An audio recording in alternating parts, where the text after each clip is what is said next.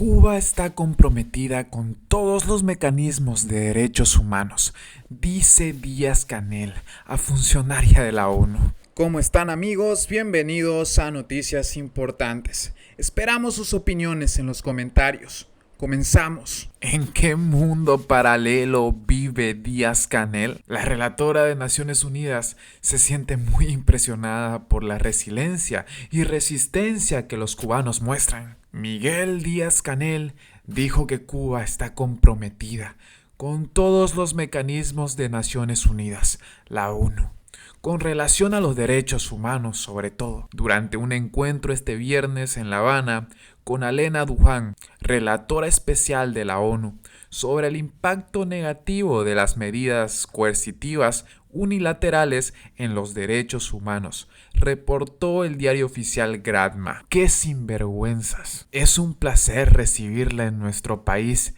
y esperamos que haya podido aprovechar la interrelación con las autoridades cubanas y también con la sociedad civil, dijo Díaz-Canel a Duján, quien se encuentra en Cuba invitada por la Universidad de La Habana. El régimen de la isla recibe selectivamente a altos funcionarios de la ONU. No permiten la visita de otros relatores de derechos humanos que exigen, por ejemplo, visitar las cárceles cubanas, donde hay más de 1000 presos políticos ahora mismo.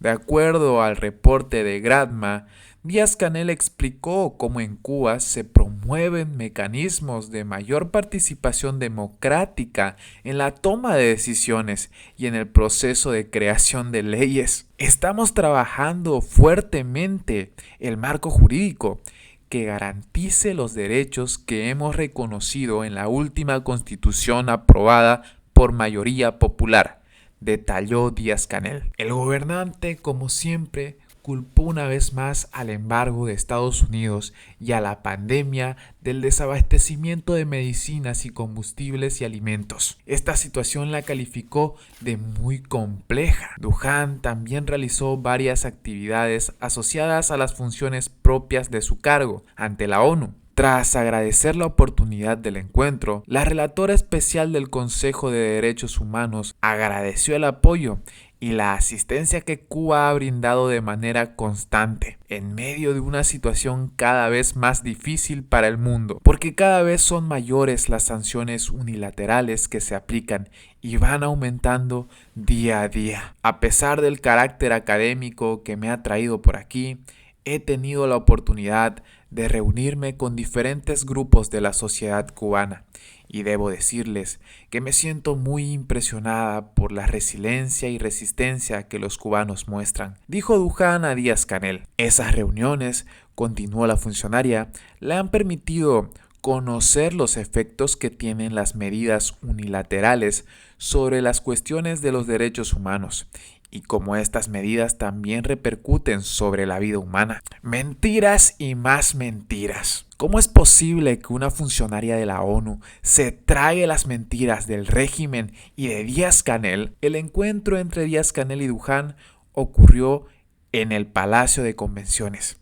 Participaron también el canciller del régimen, Bruno Rodríguez Padilla, y Rodolfo Benítez Berson, director general de Asuntos Multilaterales y Derecho Internacional de la Cancillería cubana. Este intercambio contrasta con las posturas asumidas por Duján con respecto a otros países. En febrero, la alta funcionaria dijo con respecto al conflicto sirio: debes demostrar que con la ayuda a las víctimas del terremoto no estás apoyando al régimen sirio.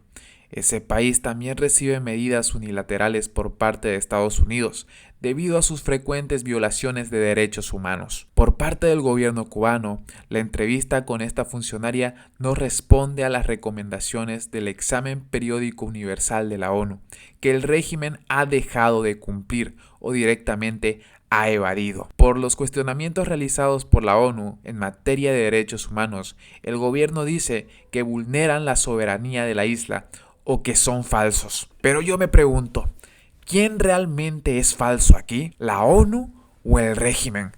¿O ambos? Entre otras noticias, crisis migratoria. Si Estados Unidos te deporta, no calificarás para el programa de Parole. Las autoridades de Estados Unidos devuelven a 27 cubanos más a la isla. Las personas que sean deportadas de Estados Unidos tras ingresar o intentar entrar al territorio de manera ilegal no podrán aplicar al programa de parole humanitario, mediante el cual entraron casi 15,000 cubanos a este país entre enero y marzo pasados.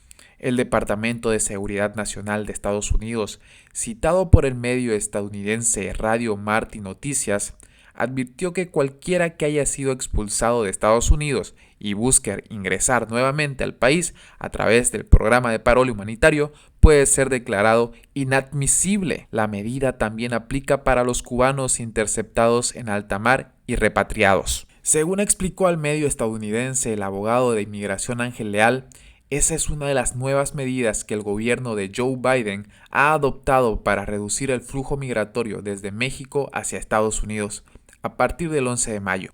Ese día quedará suspendido el título 42, política adoptada por Donald Trump durante la pandemia, que permite las expulsiones en caliente. Sí, eso es nuevo, como parte de tantas medidas que se van a implementar. Van a continuar con el programa del parole humanitario.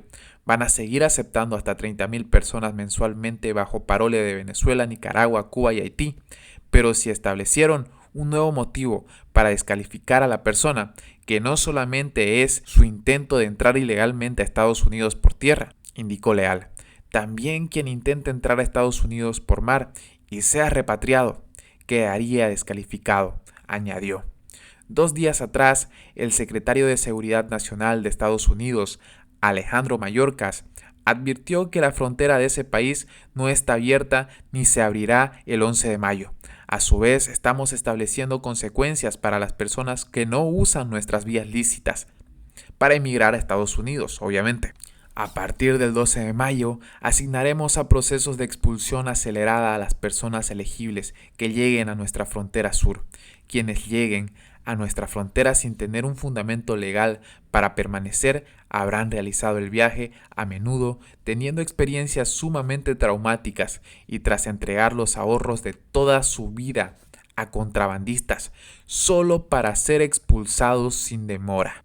Mayorkas recordó además que la sanción por ser expulsado de Estados Unidos en virtud del título 8 mediante el proceso de expulsión acelerada y de otras leyes de inmigración que se aplicarán no solo será la medida de expulsión. Las personas expulsadas no podrán entrar a Estados Unidos en 5 años y podrían ser procesadas penalmente en cada intento ilegal que realicen de cruzar la frontera de forma ilegal, señaló. Ese será el plazo durante el cual no podrían entrar a Estados Unidos 27 cubanos que fueron devueltos a la isla el pasado 3 de mayo. El grupo fue interceptado en el mar tras salir de Matanzas en una embarcación rústica para intentar llegar a Estados Unidos.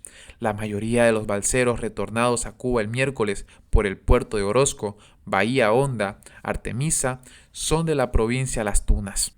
En menos de 5 meses del 2023, las autoridades estadounidenses han devuelto 2.615 personas a Cuba. Desde países del área suman 3.553 los cubanos devueltos en 67 operaciones por vía aérea y marítima.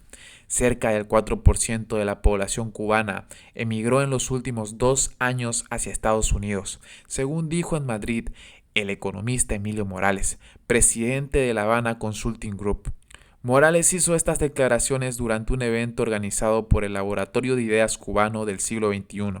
Según explicó, más de 450,000 cubanos abandonaron la isla en 24 meses. Esta cifra incluye únicamente a las personas que han viajado por diversas rutas hacia Estados Unidos. Estamos hablando del 4% de la población cubana, un índice que la ONU categoriza como de estado fallido, precisó Morales. Además, dijo que al menos 30,000 cubanos están varados en México a la espera de llegar a su destino final, que es Estados Unidos. Las alarmantes cifras indican que si Cuba se ubica en territorio continental, el éxodo ya superaría los 5 millones de personas. Hoy Cuba vive una crisis sistemática, más que económica. Se destaca el colapso de los sistemas de salud, financiero, de transporte y de energía, entre otras áreas. ¿Y culpa de quién es, señores? Pues del régimen. Y bien amigos, así vamos terminando las noticias importantes del día de hoy. Por favor, nos ayudarían mucho compartiendo las noticias, para así poder llegar a muchas más personas con la verdadera realidad en Cuba. Patria y vida, mis hermanos, nos vemos en el siguiente informe.